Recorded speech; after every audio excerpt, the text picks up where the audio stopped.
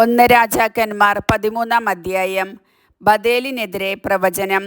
ജെറോബോവാം ധൂപാർപ്പണത്തിനു ബലിപീഠത്തിനരികെ നിൽക്കുമ്പോൾ കർത്താവിൻ്റെ കൽപ്പനയനുസരിച്ച് ഒരു ദൈവപുരുഷൻ യൂദായിൽ നിന്ന് ബഥേലിൽ വന്നു. കർത്താവ് കൽപ്പിച്ചതുപോലെ അവൻ ബലിപീഠത്തെ നോക്കി വിളിച്ചു പറഞ്ഞു, അല്ലയോ ബലിപീഠമേ, കർത്താവ് അരുളി ചെയ്യുന്നു, ദാവീദിൻ്റെ ഭവനത്തിൽ ജോസിയ എന്ന ഒരു പുത്രൻ ജനിക്കും. നിന്റെ മേൽ ധൂപാർപ്പണം നടത്തുന്ന പൂജാഗിരിയിലെ പുരോഹിതന്മാരെ അവൻ നിന്റെ മേൽ വെച്ച് ബലിയർപ്പിക്കും. മനുഷ്യാസ്ഥികൾ നിന്റെ മേൽ ഹോമിക്കും. അന്നു തന്നെ ഒരടയാളം കാണിച്ചുകൊണ്ട് അവൻ തുടർന്നു, കർത്താവാണ് സംസാരിച്ചത് എന്നതിൻ്റെ അടയാളം ഇതാണ്. ഇതാ, ഈ ബലിപീഠം പിളർന്ന് അതിന്മേലുള്ള ചാരം ഊർന്നു വീഴും. ദൈവപുരുഷൻ ബഥേലിലെ ബലിപീഠത്തിനെതിരെ പ്രഖ്യാപിച്ചതു കേട്ട് ജെറോബോവാം പീഠത്തിനരികെ നിന്ന് കൈ നീട്ടിക്കൊണ്ട് അവനെ പിടിക്കാൻ കൽപ്പിച്ചു. അപ്പോൾ അവൻ്റെ കരം മരവിച്ച് മടക്കാൻ കഴിയാതെയായി.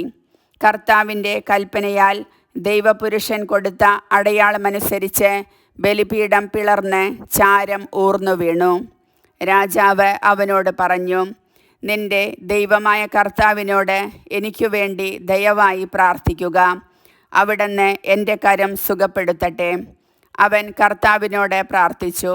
രാജാവിൻ്റെ കരം പഴയപടിയായി. രാജാവ് അവനോട് പറഞ്ഞു, നീ എന്നോട് കൂടെ കൊട്ടാരത്തിൽ വന്ന് സൽക്കാരം സ്വീകരിക്കുക. ഞാൻ നിനക്ക് ഒരു സമ്മാനം തരാം. അവൻ പ്രതിവചിച്ചു, നിന്റെ കൊട്ടാരത്തിൻ്റെ പകുതി തന്നാലും ഞാൻ വരികയില്ല. ഇവിടെ വെച്ച് ഞാൻ ഭക്ഷണപാനീയങ്ങൾ കഴിക്കുകയില്ല. ഭക്ഷണപാനീയങ്ങൾ കഴിക്കുകയോ പോയ വഴി മടങ്ങുകയോ ചെയ്യരുത് എന്ന് കർത്താവ് എന്നോട് കൽപ്പിച്ചിട്ടുണ്ട്. അവൻ ബഥേലിൽ നിന്ന് വന്ന വഴിയല്ലാതെ മറ്റൊരു വഴിക്ക് മടങ്ങിപ്പോയി. അക്കാലത്ത് ബഥേലിൽ ഒരു വൃദ്ധപ്രവാചകൻ ഉണ്ടായിരുന്നു. അവൻ്റെ പുത്രന്മാർ വന്ന് ദൈവപുരുഷൻ ചെയ്ത കാര്യങ്ങളും രാജാവിനോട് പറഞ്ഞ വിവരങ്ങളും പിതാവിനെ അറിയിച്ചു. അവൻ അവരോട് ചോദിച്ചു, ഏതു വഴിക്കാണ് അവൻ പോയത്? യൂദായിൽ നിന്നുള്ള ദൈവപുരുഷൻ പോയ വഴി പുത്രന്മാർ അവന് കാട്ടിക്കൊടുത്തു.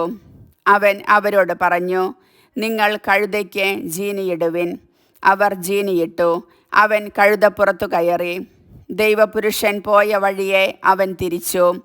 ഒരു ഓക്ക് വൃക്ഷത്തിൻ്റെ ചുവട്ടിൽ അവൻ ഇരിക്കുന്നത് കണ്ട് ചോദിച്ചു, അങ്ങാണോ യൂദായിൽ നിന്ന് വന്ന ദൈവപുരുഷൻ? ഞാൻ തന്നെ. അവൻ പ്രതിവചിച്ചു, അങ്ങ് എന്നോടൊപ്പം വീട്ടിൽ വന്ന് ഭക്ഷണം കഴിക്കുക എന്ന് അവൻ ദൈവപുരുഷനോട് പറഞ്ഞു. അവൻ പ്രതിവചിച്ചു, എനിക്ക് അങ്ങയോട് കൂടെ വരാനോ വീട്ടിൽ കയറാനോ ഇവിടെ വച്ച് ഭക്ഷണപാനീയങ്ങൾ കഴിക്കാനോ പാടില്ല. ഭക്ഷണപാനീയങ്ങൾ കഴിക്കുകയോ പോയ വഴി മടങ്ങുകയോ ചെയ്യരുത് എന്ന് കർത്താവ് എന്നോട് കൽപ്പിച്ചിട്ടുണ്ട്.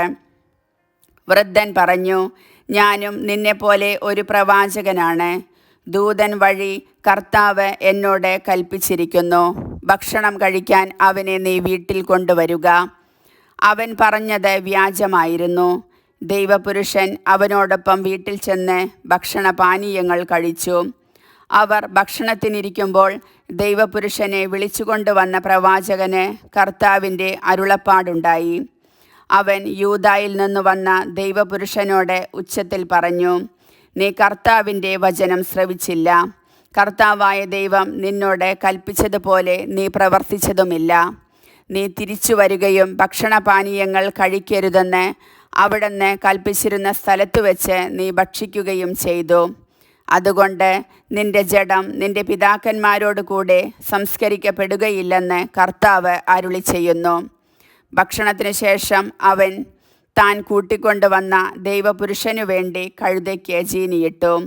മാർഗമധ്യേ ഒരു സിംഹം എതിരെ വന്ന് അവനെ കൊന്നു. ജഡത്തിനരികെ സിംഹവും കഴുതയും നിന്നു. വഴിപോക്കർ നിരത്തിൽ കിടക്കുന്ന ജഡവും അരികിൽ നിൽക്കുന്ന സിംഹത്തെയും കണ്ടു.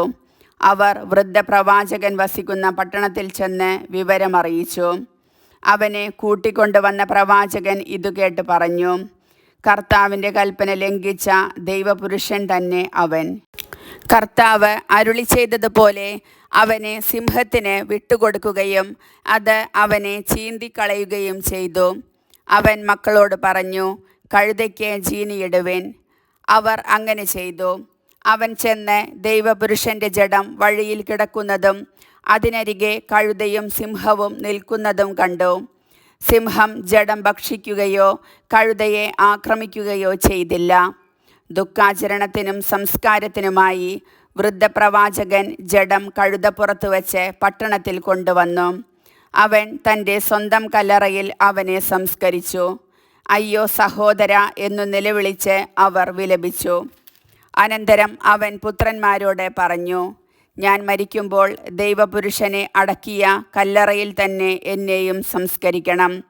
എൻ്റെ അസ്ഥികൾ അവൻ്റെ അസ്ഥികൾക്കരികെ നിക്ഷേപിക്കുക.